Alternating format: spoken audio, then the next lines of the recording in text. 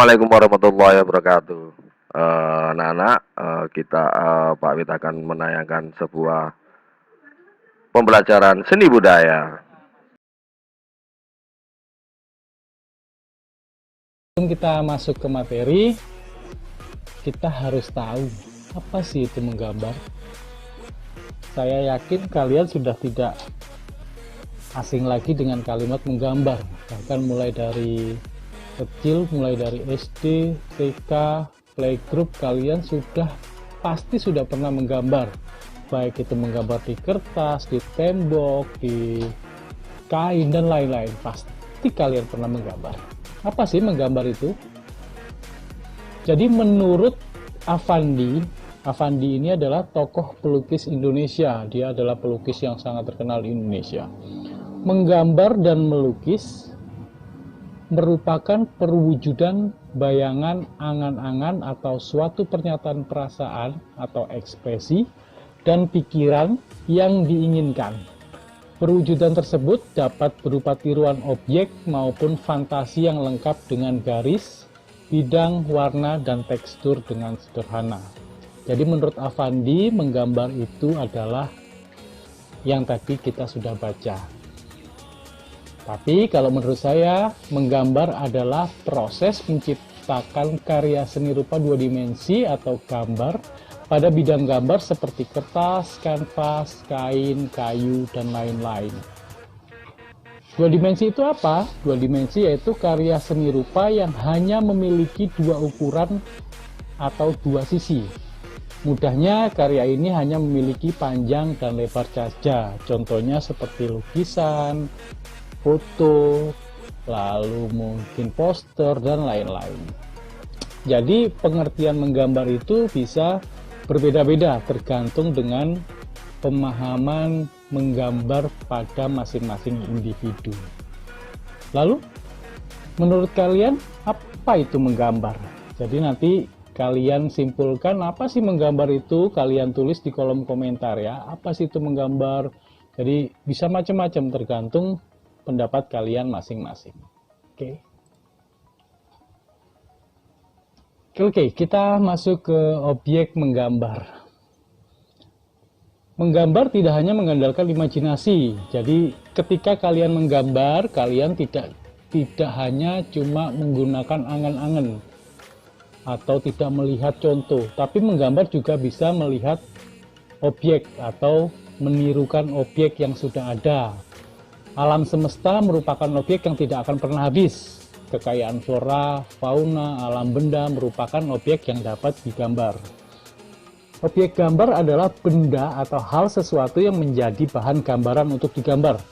Jadi objek itu intinya nanti bendanya yang akan kalian gambar. Ada tiga. Yang pertama flora, lalu kedua fauna, dan yang ketiga yaitu alam dan benda. Apa sih flora? Flora ini berasal dari bahasa Latin. Jadi flora yaitu alam atau tumbuhan, atau nabatah, nabati juga bisa, segala macam jenis tanaman atau tumbuhan.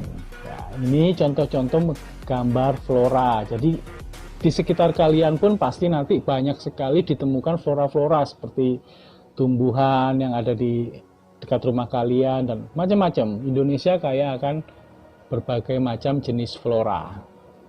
Lalu apa itu fauna?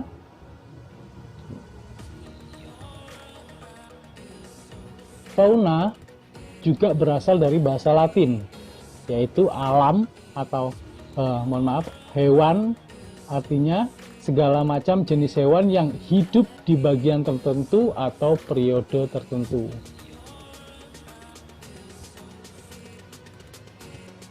Kita patut berbangga karena Indonesia merupakan salah satu dari 3 negara terbesar yang memiliki keanekaragaman flora dan fauna.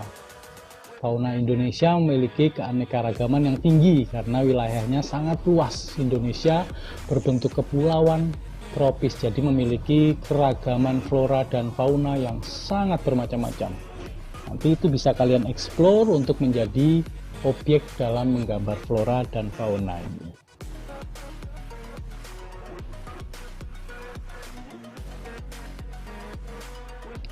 Lalu alam benda merupakan salah satu objek dalam seni menggambar yang berupa benda-benda yang dibentuk oleh alam dan benda-benda yang merupakan buatan tangan manusia. Jadi ada dua macam alam benda ya. Yang pertama dibentuk oleh alam, seperti batu, batang kayu, air, awan, dan lain-lain. Lalu yang kedua ada yang buatan tangan manusia, seperti kendi, piring, mangkuk, gelas, dan lain-lain. Dan di sekitar kalian pun pasti banyak sekali alam benda yang ada. Sekarang kita masuk ke dalam teknik dalam menggambar. Ada 5. Sebenarnya ada banyak sekali teknik dalam menggambar. Ada banyak sekali teknik, tapi nanti kita akan membahas cuma hanya 5 saja yang nanti berhubungan dengan tugas-tugas dengan materi ini. Yang pertama yaitu teknik menggambar pointillis atau biasa disebut pointillisme, yaitu teknik di mana gambar terbentuk atau tersusun atas titik-titik kecil. Titik-titik yang berbeda dari warna atau besar kecilnya hingga membentuk sebuah pola gambar. Ini adalah contoh dari karya pointillis. Ini karya dari Dwijo Utoyo. Ini dia menggunakan teknik pointillisme, titik-titik. Bisa kalian lihat, semakin gelap titik-titiknya itu semakin padat. Jadi ketika dia menggambar sisi yang terang, titik-titiknya agak renggang hingga nanti dia membentuk sebuah gambar. Yang kedua yaitu teknik arsir. Pasti teknik arsir itu yaitu cara menggambar dengan garis-garis sejajar atau menyilang untuk menentukan gelap terang objek gambar sehingga nampak seperti 3 dimensi atau nyata. Nah, ini adalah contoh dari gambar yang menggunakan dengan teknik arsir. Bisa kalian lihat, ini kalau kalian zoom atau kalian perbesar, ini terdiri dari banyak garis hingga dia membentuk sebuah pola gambar dan membentuk gelap terangnya. Jadi menjadi sebuah gambar yang utuh dari garis-garis tersebut.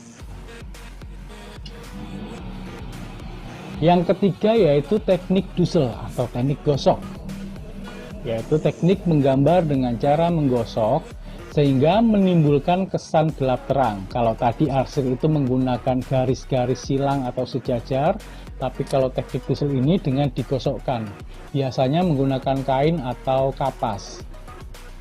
Jadi menggunakan alatnya bisa berupa pensil, krayon ataupun fonte.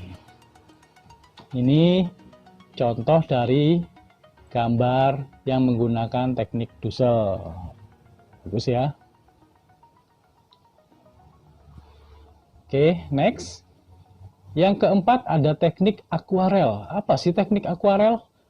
Teknik akuarel yaitu menggunakan cat air atau sapuan warna yang tipis, sehingga lukisan yang dihasilkan terkesan tembus pandang atau transparan, sangat-sangat tipis. Jadi komposisinya cat dengan air itu lebih banyak airnya, jadi cenderung encer dan menggunakan sapuan yang tipis dan ringan.